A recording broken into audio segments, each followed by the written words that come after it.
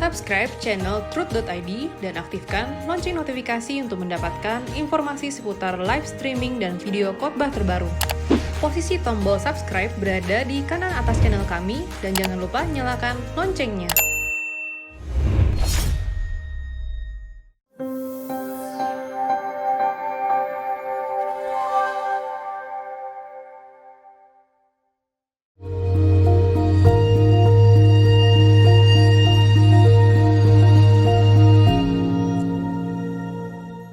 Shalom saudara sekalian, salam sejahtera dari 0812 8806 dan seterusnya.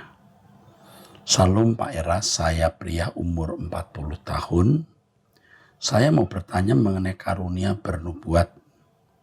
Bisakah Bapak memberi contoh nyata nubuatan yang terjadi saat-saat sekarang? Saya jadi bertanya-tanya, dikatakan bahwa orang-orang yang bernubuat saat ini kan perlu diuji dengan keselarasan yang ada di Alkitab. Jika memang begitu, bisakah saya berpendapat bahwa nubuatan di zaman sekarang ini tidak ada, melainkan suatu pesan yang berasal dari Tuhan, agar setiap manusia kembali untuk merenungkan Alkitab? Terima kasih atas jawabannya, Pak. Yang pertama, karunia bernubuat itu tidak akan pernah hilang sampai nanti kita di surga. Ya, karunia akan hilang. Tetapi sekarang ini karunia nubuatan masih ada. Maksudnya pernyataan Tuhan mengenai apa yang akan terjadi ke depan. Baik secara luas, secara umum, untuk peristiwa-peristiwa yang menyangkut banyak orang, atau nubuatan mengenai pribadi-pribadi tertentu yang menyangkut orang itu sendiri atau melibatkan hanya beberapa orang. Tetapi kalau saya boleh bicara jujur, nubuat-nubuat yang sekarang disampaikan itu banyak yang palsu atau lebih banyak yang palsu. Jadi kalau orang bernubuat misalnya bahwa akan ada perbaikan ekonomi seperti yang dinubuatkan oleh nabi-nabi dalam tanda kutip ya, orang-orang yang ngaku nabi-nabi, bahwa ekonomi akan membaik, di Pulau Jawa akan ada banyak kegerakan, tetapi ternyata kita melihat itu bohong. Ya. Tidak sedikit nubuatan-nubuatan yang bohong. Seperti nubuatan bahwa COVID akan selesai pada tanggal sekian, setelah tanggal sekian, nyatanya tidak. Itu bohong. Maka sebaiknya kita lebih merenungkan kebenaran Alkitab seperti yang Anda maksud ini, supaya kita dipersiapkan menjadi umat yang layak bagi Tuhan. Nubuat itu tidak dibutuhkan kalau memang tidak sangat perlu. Kalau Anda tadi berkata perlu diuji dengan keselarasan yang ada di Alkitab, maksudnya diuji apakah nubuat itu sesuai dengan yang Alkitab katakan. Misalnya dunia tambah jahat. Dan nubuatnya kok katanya akan menjadi lebih baik. Ini kan bohong. Ya, saya setuju pandangan Anda dan memang benar, lebih baik kita mendengar kebenaran-kebenaran Alkitab yang tentu menyangkut kesucian hidup dan kesiapan kita menyambut kedatangan Tuhan. Ya, oke. Akhirnya saya harus mengatakan jangan mudah percaya nubuat. 08385124 dan seterusnya. Salam Pak Eras, saya seorang ibu usia 50 tahun dengan 2 anak. Saya 4 bersaudara dan adik saya yang terkecil bermasalah. Sekarang dia berusia 43 tahun. Dia memiliki 5 anak dengan suami yang berbeda semua. Loh. Dan sekarang rumah tangganya hancur semua. Ya. Bagaimana sikap saya sebagai saudara kepada adik dan anak-anaknya? Secara ekonomi sekarang dia sangat kekurangan. Dan saya sebagai kakak pertama saya bingung harus bertindak apa karena Harus bertindak apa? Karena kami dari dulu sudah merangkul dan menasihati dia agar berubah, namun kembali lagi terulang dia hidup dalam perzinahan.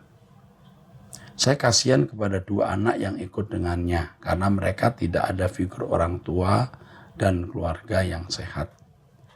Mereka selalu ada dalam lingkungan perzinahan dari kecil. Saya harus bertindak apa ya Pak? Karena kalau saya merangkul lagi adik saya ini pasti menjadi bumerang bagi keluarga saya. Karena dia selalu membuat masalah dengan mertua, suami, dan anak saya. Kehadirannya selalu menimbulkan masalah. Jika dirangkul oleh adik saya yang kedua juga sama. Nanti keluarga adik saya yang kedua dirusak karena adik saya yang terkecil selalu hidup dalam perzinahan. Di dalam pikirannya hanya tentang seks saja. Dan dia merasa semua orang ingin tidur dengan dia. Karena dia merasa sangat cantik. Saya sudah berdoa dan minta hikmat sama Tuhan, tapi saya takut salah. Sehingga saya bertanya pada Bapak sebagai penguatan atas hikmat dari Tuhan ini. Kepada ibu yang bertanya ini, yang pertama, kita harus minta hikmat Tuhan. Ya, karena adik Anda harus Anda anggap sebagai pasien. Dan besar kemungkinan itu tanggung jawab Anda sebagai kakak, apalagi kakak tertua yang mewakili orang tua. Jadi Anda ya atau ibu harus merasa bahwa ini beban yang harus ibu pikul. Jangan takut membuat Anda jadi susah nanti. Enggak, Tuhan akan jagai ibu, mertua, dan suami serta anak-anak. Jadi jangan tawar hati dulu untuk tetap mengusahakan keselamatan adik terkecil yang nakal ini. Nah, tetap minta hikmat Tuhan apa yang harus Anda lakukan.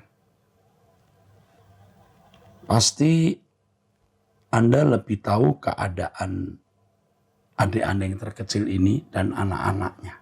Saya tidak tahu secara detail.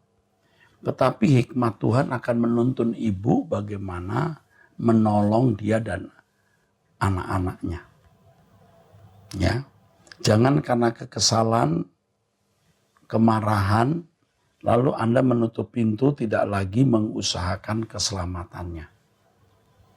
Paling tidak dorong adik ibu ini untuk mendengar suara kebenaran. Ya, ia tidak akan bisa berubah kalau tidak didampingi oleh seseorang yang mengasihi dia dan menasihati dengan kebenaran firman Tuhan. Ya, ini masalahnya masalah pribadi di mana ia memiliki kedagingan yang begitu kuat sampai dia memiliki 5 anak dari 5 suami yang berbeda. Ini seperti perempuan Samaria di Perigi Yakub dekat kota Sikar. 5 laki bersama dengan dia. Ingat jangan menjadi lemah, Bu. Minta hikmat Tuhan, maka Tuhan akan pimpin. Saya merasa ibu sudah mulai putus asa. Dan ibu mau dengan cara mudah menyelamatkan anak ini atau adik ibu ini. Tidak bisa. Ini harganya mahal. Ia tidak harus masuk rumah ibu. Anak-anaknya tidak harus masuk rumah ibu. Tetapi minta hikmat Tuhan bagaimana menyelamatkan adik terkecil ini. Kalau memang ini tanggung jawab ibu dan Anda dengan tulus tetap mau memikul beban ini, Tuhan pasti memberi hikmat dan kemampuan. Ingat, jangan putus asa. Ibu sudah mulai putus asa masalahnya. Minta hikmat Tuhan. Ya, saya akan salah memberikan nasihat begini begitu karena kondisi secara detail dan lengkapnya saya tidak tahu. Berdoa, minta hikmat. Jangan putus asa menyelamatkan dia. Oke. 08587115 dan seterusnya. Pak Erasto, saya pecinta pendengar wanita surgawi. Saya mau minta nasihat. Saya sebagai ibu rumah tangga dan sebagai oma. dengan 4 cucu. 3 cucu tinggal dengan saya dari anak pertama. Terus terang keluarga kami semua belum terima Tuhan Yesus. Hanya saya yang di rumah sendiri. Terus terang hubungan saya dengan suami saya juga tidak harmonis, kurang komunikasi. Ya. Kenapa? Suami saya sifatnya keras dan sulit untuk diajak komunikasi. Terkadang kalau kita kasih masukan, suami bisa marah, yang ada bisa ribut. Terkadang kalau marah di mana saja dengan kata yang kasar, ya mengucapkan kata goblok, gila, dan lain sebagainya. Kadang-kadang kita mendisiplin cucu untuk belajar dan mengerjakan tugas sekolah, anak berontak karena selalu dibela. Sehingga kadang cucu juga bisa melawan dan memaki-maki. Sayang, kadang saya jadi memaki-maki saya ya. Saya kadang jadi emosi, memaki-maki gitu. Titik. Saya kadang jadi emosi Pak karena merasa tidak dihargai. Sedangkan kedua orang tua dari cucu saya ini, mereka selalu suka ke gereja, juga maminya ikut sekolah minggu. Namun setelah COVID, menantu saya nggak pernah ikut sekolah minggu secara online. Nggak pernah ikut sekolah minggu secara online, apalagi ibadah. Sekarang ketiga cucu saya juga mereka tidak mau ikut ibadah online. Dulu mereka rajin selain ikut ibadah juga sekolah minggu, bahkan mau baca Alkitab kadang kita sharing. Namun sekarang anak tiganya diajak misbah doa, nggak mau ikut ibadah, nggak mau sekolah minggu, juga nggak mau. Mungkin terpaksa, sekolah minggu mungkin terpaksa karena gurunya sudah kasih link. Kadang kalau saya ajak mereka bilang nggak mau, mami juga nggak ibadah. Alasannya begitu. Jadi saya serba salah Pak, semenjak ada COVID anak lebih banyak main HP, waktu sekolah dipakai main games, sampai malam begadang. Saya kadang memberitahu orang tuanya yang tinggal di satu tempat, tapi kayaknya kurang diperhatikan. Kadang WA saya dibaca tapi nggak dijawab. Malah bilang udah biarin aja, gimana anaknya sudah dikasih tahu. Biarin naik kelas atau enggak, dia malu sendiri. Akhirnya saya jadi malas memberitahu tentang keadaan anaknya selama ini. Orang tuanya seminggu sekali, Sabtu sore baru pulang. Toko libur, cuman orang tuanya lebih mengutamakan kesenangan sendiri, main sepeda dengan temannya.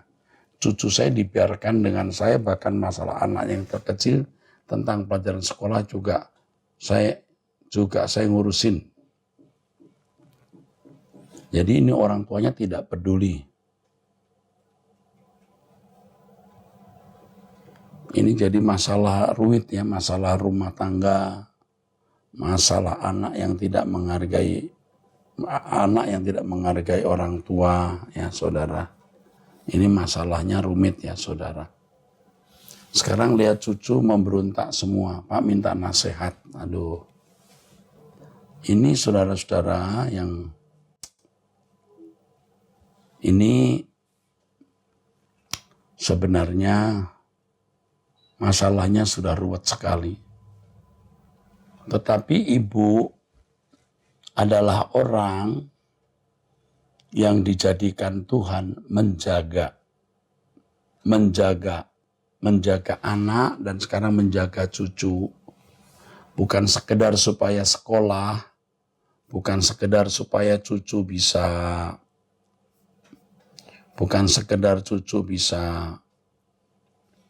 lulus, naik sekolah dan lain-lain.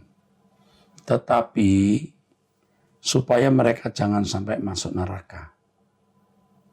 Ibu anggap ini masalah berat bisa, ibu tidak anggap masalah berat juga bisa. Ya. Ini tergantung sikap ibu dan tentu saya harus menasihati ibu bahwa tidak ada pencobaan melebihi kekuatan kita. Ya, ibu harus menguatkan diri untuk menghadapi segala sesuatunya. Terhadap suami, nasihat saya jangan banyak bicara. Terhadap suami lebih baik diam. Diam saja. Jangan banyak ngomong.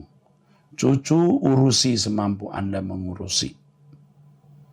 Kepada anak, nasihati anak dengan kata-kata yang baik.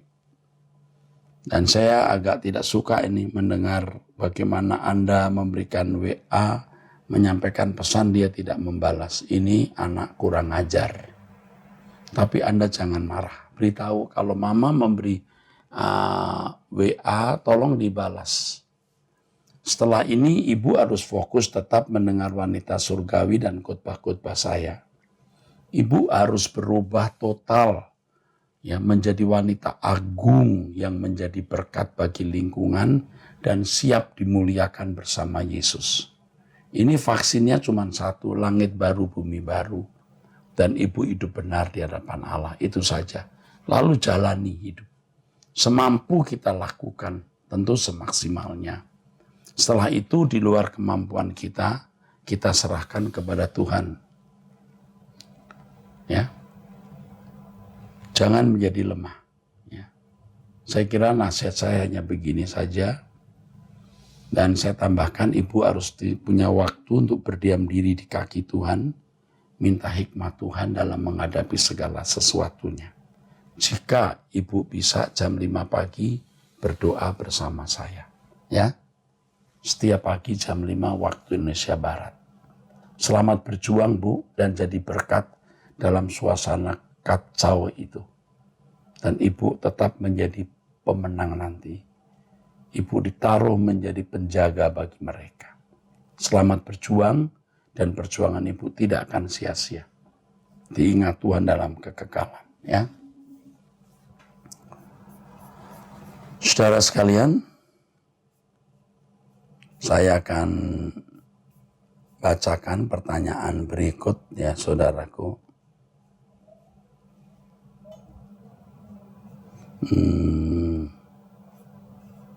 08829332 dan seterusnya.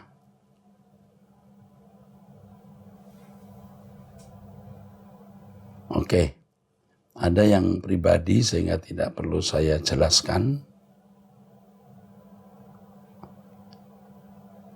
Oke, banyak masalah ini saudaraku, yang banyak sifatnya pribadi yang harus dijawab secara pribadi pula. Nanti konselor kami yang akan menjawabnya. Ada beberapa yang saya lewati karena itu harus dijawab oleh konselor secara pribadi. 08218717 dan seterusnya. Salam kenal, Tuhan Yesus memberkati, selamat. Bagaimana cara supaya berkhotbah yang baik dan menjadi pelayan yang benar-benar tulus dalam pelayanan? Khotbah yang baik itu dimulai dari kehidupan kita yang setiap hari berkenan di hadapan Allah. Kesucian hidup, tidak mencintai dunia. Dua hal ini. Ya. Tentu harus belajar hidup dalam kesederhanaan, ketulusan, karena kualitas hidup kita setiap hari menentukan kualitas waktu kita berkhotbah di mimbar. Jadi kualitas hidup kita pada waktu kita di mimbar itu sangat ditentukan oleh kualitas hidup kita setiap hari. Oleh karenanya ya harus bertumbuh dalam kedewasaan rohani, dan untuk bertumbuh saya anjurkan untuk mengikuti khotbah-khotbah saya di Truth ID dan berdoa bersama dengan saya jam 5 pagi. Seperti saya juga berjuang untuk memiliki kualitas hidup yang baik. Karena khotbah yang baik sesungguhnya adalah buah dari kehidupan yang baik setiap hari. Apa yang kita tampilkan di mimbar adalah pancaran hidup kita setiap hari. Ya, itu harus diperjuangkan. Dengan sendirinya Anda menjadi seorang yang bisa menyentuh orang dan mengubah orang kalau kita sendiri disentuh Tuhan setiap hari. Dijamah Tuhan setiap hari. Kalau setiap hari tidak tulus di mimbar, tidak mungkin tulus. Kalau tiap hari tidak hidup kudus dalam pengurapan Tuhan, tidak mungkin di mimbar dalam pengurapan Tuhan. Ya, itu jawaban saya. Oke. Salam Om, terima kasih atas khotbah yang Om beritakan. Ya. 0813-1977 dan seterusnya. Usia masih 15 tahun tinggal di Sangihe. Om, saya sangat bermohon Om jawab pertanyaan saya ini. Om, bagaimana saya membawa keluarga saya ke kerajaan surga? Keluarga saya Om duniawi. Saya mau jujur. Saya juga termasuk Om, saya masih melakukan keinginan daging saya. Bagaimana membawa keluargamu ke surga? Kamu sendiri harus sudah ada dalam perjalanan ke surga. Kamu tidak bisa membawa orang ke surga kalau kamu sendiri tidak mengalami perubahan memindahkan hati ke surga. Caranya bagaimana? Ikuti khotbah Om terus setiap hari. Doa bersama Om jam 5 pagi. Nanti kamu akan terbimbing bagaimana mengubah diri. Dan kalau kamu berubah, kamu bisa merubah orang lain. Bagaimana untuk memotivasi diri meninggalkan segala sesuatu, memikul salib dan menyangkal diri setiap hari? Karena kalau tidak, saya tidak bisa membawa keluarga saya, bahkan teman-teman saya ke surga. Nah, itu dia, seperti yang tadi Om katakan. Kamu merubah diri dulu, bagaimana? Ikuti khotbah Om Eras. Doa setiap pagi jam 5. Dan tentu kamu punya doa pagi. Kamu harus punya komitmen untuk tidak berbuat dosa. Meninggalkan pertemanan yang merusak hidupmu. Ya, jangan berteman dengan orang yang tidak takut Tuhan. Kalaupun harus ada di tengah-tengah mereka, kamu menjadi berkat dan mempengaruhi mereka, bukan dipengaruhi. Berjuanglah untuk tidak sama seperti lingkunganmu, nak. Kamu hebat, usia 15 tahun, sudah punya kerinduan seperti ini. 3, bagaimana cara membuat teman-teman saya ikut Yesus, Om? Soalnya mereka ada yang sudah pacaran, melakukan keinginan daging, suka tonton anime. Lebih baik kamu harus berubah dan pasti kamu akan bisa menjadi berkat dan mempengaruhi mereka.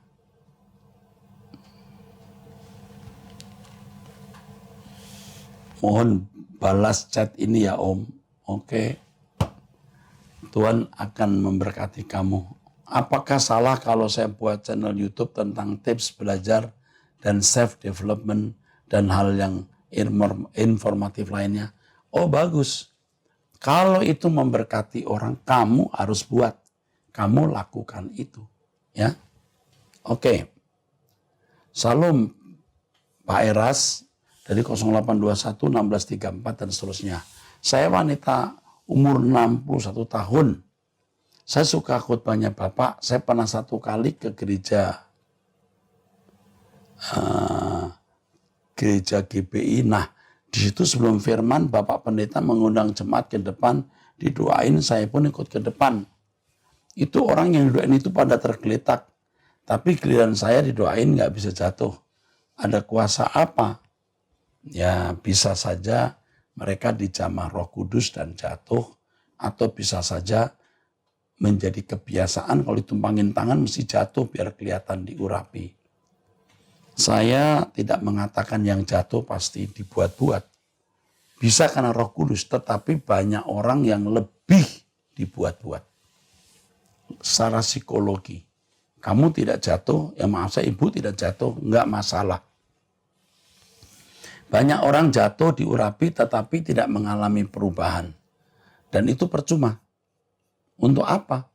Ya, jadi lebih baik tidak usah. Tidak usah jatuh-jatuh. Ya.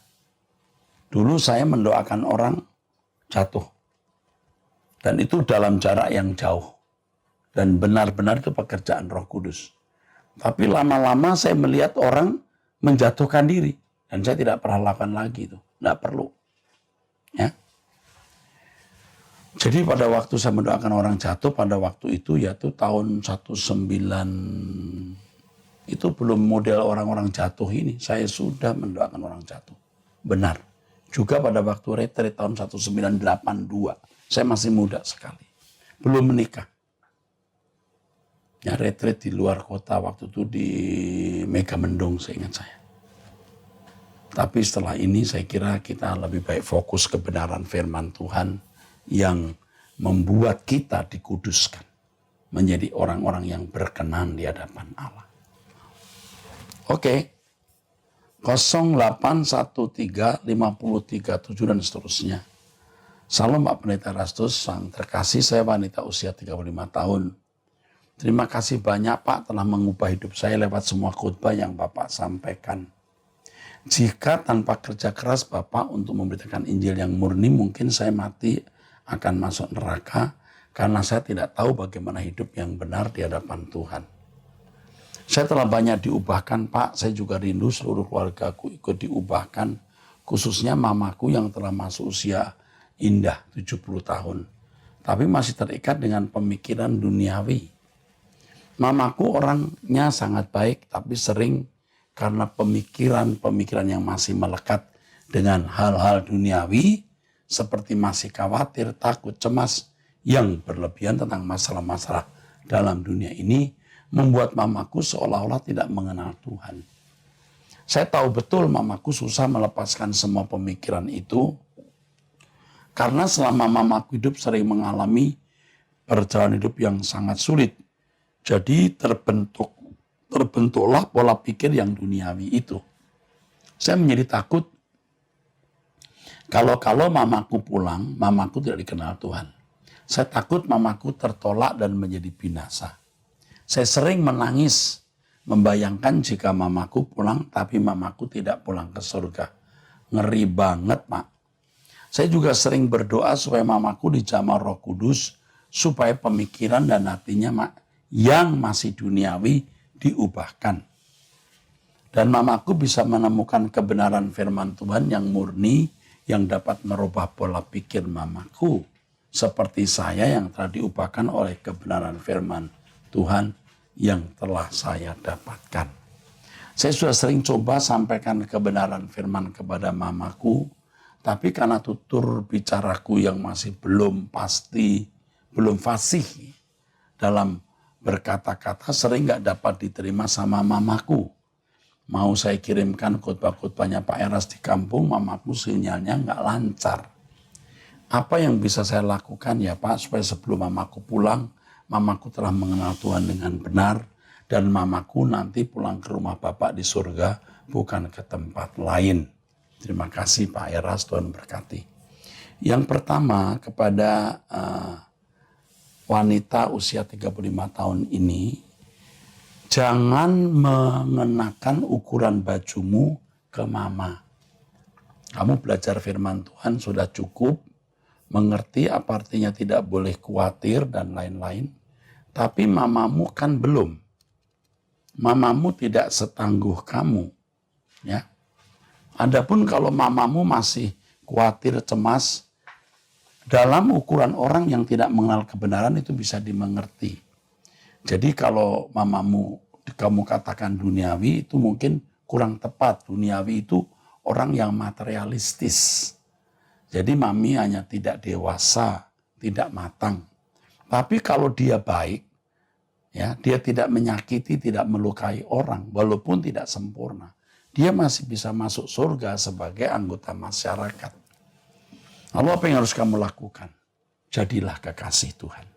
Kamu kalau jadi kekasih Tuhan, kamu mengasihi Tuhan, kamu menyenangkan hatinya, Tuhan tidak akan melukai kamu dengan keadaan di mana orang yang kamu kasihi binasa.